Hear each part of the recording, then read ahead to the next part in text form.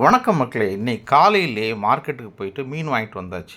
இன்றைக்கி வாங்கின மீனை முழுசாக கொண்டு வரல, அப்படியே வாங்கி அங்கேயே இருக்கக்கூடியவங்கள்ட்டே கொடுத்து கட் பண்ணி க்ளீன் பண்ணி வாங்கிட்டு வந்தாச்சு. வஞ்சிரம் 1 கிலோ ரூ. 500, சின்ன மீனாக இருந்தால் ரூ. 400.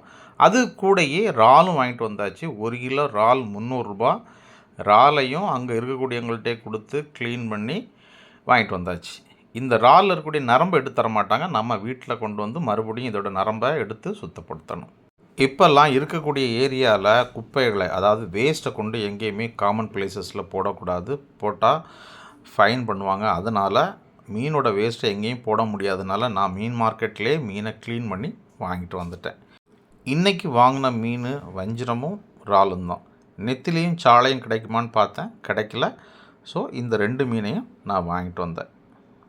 இன்றைக்கி பர்ச்சேஸ் இவ்வளோ தான். வீடியோ பிடிச்சிருந்தால் லைக் பண்ணுங்கள், சேனலை சப்ஸ்கிரைப் பண்ணுங்கள்.